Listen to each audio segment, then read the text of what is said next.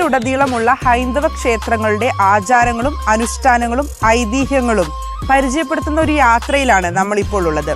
ആ യാത്ര ഇന്ന് എത്തിപ്പെട്ടിരിക്കുന്നത് എറണാകുളം ജില്ലയിലെ എടപ്പള്ളിയിലുള്ള അഞ്ചുമന ദേവീക്ഷേത്ര സന്നിധിയിലാണ്.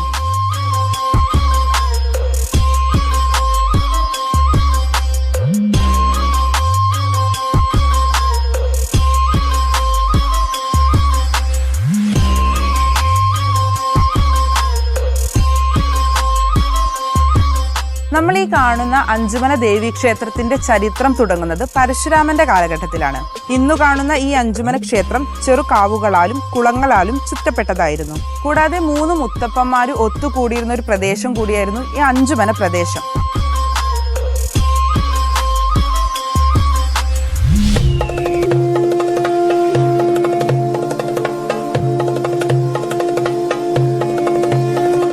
ഒരു ദിവസം പരശുരാമൻ ഇതുവഴി യാത്ര ചെയ്യുന്ന അവസരത്തിൽ ഒരു ആൽമരത്തിന്റെ ചുവട്ടിൽ ഈ മുത്തപ്പന്മാരെ കാണുകയും അവരുമായി സംഭാഷണത്തിൽ ഏർപ്പെടുകയും ചെയ്തു. അങ്ങനെ 3 മുത്തപ്പന്മാരെയും പരശുരാമൻ കാണുകയും 3 മുത്തപ്പന്മാരോട് സംഭാഷണത്തിൽ ഏർപ്പെടുകയും ചെയ്തു. സംഭാഷണ മധ്യേ പരശുരാമനോട് തങ്ങൾക്ക് ആരാധിക്കാൻ ഒരു മൂർത്തിയെ തന്ന് അനുഗ്രഹിക്കണമെന്ന് അഭ്യർത്ഥിച്ചപ്പോൾ, എന്നാൽ ഇത് നിങ്ങൾക്കിരിക്കട്ടെ എന്ന് പറഞ്ഞ് വെള്ളാം ഭഗവതി, ദുർഗ, ഭദ്രകാളി, ശാസ്താവ്, സുബ്രഹ്മണ്യൻ എന്നീ ചൈതന്യങ്ങളെ ഇവർക്ക് നൽകി അനുഗ്രഹിക്കുകയും പിന്നീട് അവിടെ നിന്ന് അപ്രത്യക്ഷമാവുകയും ചെയ്തു.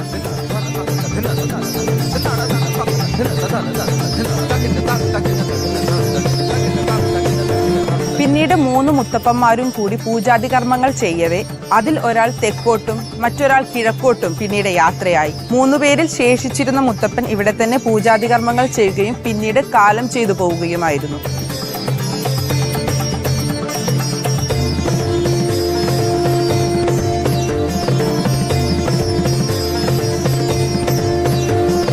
പണ്ട് കാലം മുതൽ ഇവിടെ ഏറ്റവും പ്രധാനപ്പെട്ട ഒരു വഴിപാടായിട്ടാണ് ഇവിടെ നമ്മൾ അന്ന് വെളിച്ചപ്പാടിൻ്റെ കാലഘട്ടമായിരുന്നു.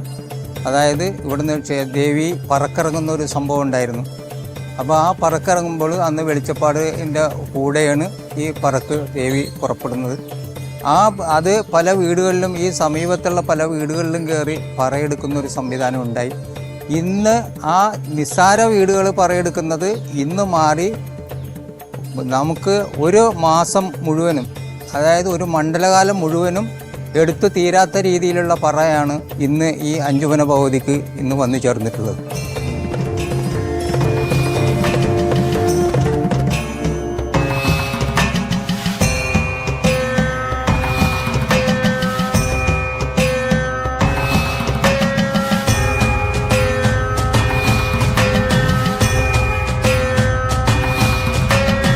അഞ്ചുമന ക്ഷേത്രത്തിന്റെ മറ്റൊരു പ്രത്യേകതയാണ് ഇവിടെ ചരിത്രകാലം മുതലേയുള്ള ഈ 2 മരങ്ങൾ, പൂച്ചമരവും പുന്നമരവും. ഈ പുന്നമര ചുവട്ടിലാണ് കരിനാഗയക്ഷിയുടെ പ്രതിഷ്ഠ ഉണ്ടായിരുന്നത്.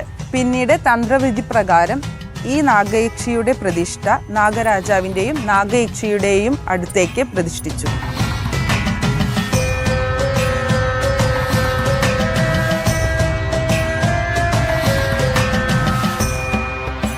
അഞ്ചുമന ക്ഷേത്രത്തിലെ മറ്റൊരു പ്രത്യേകതയായ പൂച്ചമരമാണ് ഇത്. ഈ പൂച്ചമരത്തിലാണ് ഭഗവാൻ ഹനുമാന്റെ ചൈതന്യമുള്ളതായിട്ട് ഇവിടെയുള്ള വിശ്വാസികൾ വിശ്വസിച്ചിരുന്നത്.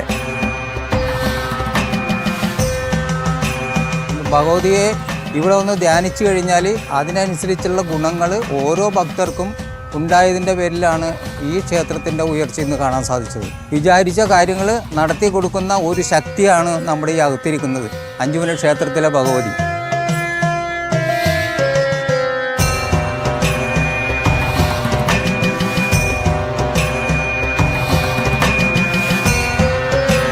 ഇവിടെ ഒരു അഷ്ടമംഗല്യ പ്രശ്നം വെച്ചു.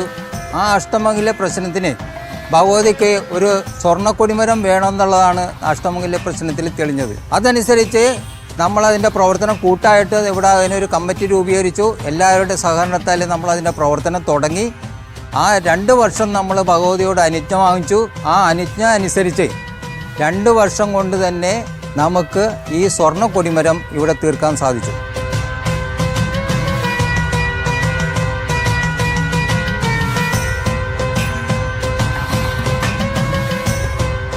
മഞ്ജുമല ദേവീക്ഷേത്രത്തിൽ നിരവധി ക്ഷേത്ര ചടങ്ങുകൾ നടന്നു വരുന്നുണ്ട്. ഇതിൽ മുഖ്യമായും നടക്കുന്ന ഒരു ചടങ്ങാണ് വെള്ളിയാഴ്ച തോറും ദീപാരാധനയോടനുബന്ധിച്ച് നടത്തുന്ന കൂട്ടപ്രാർത്ഥന.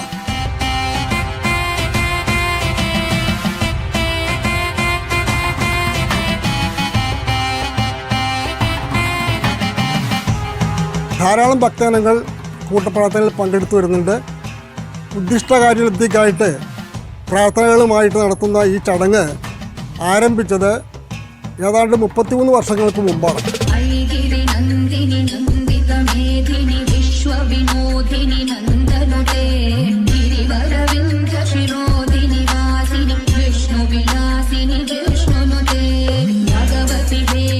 സന്ധ്യാസമയമാണ് ക്ഷേത്രത്തിലെ ദീപാരാധനയുടെ ഒരുക്കങ്ങളുമാണ്.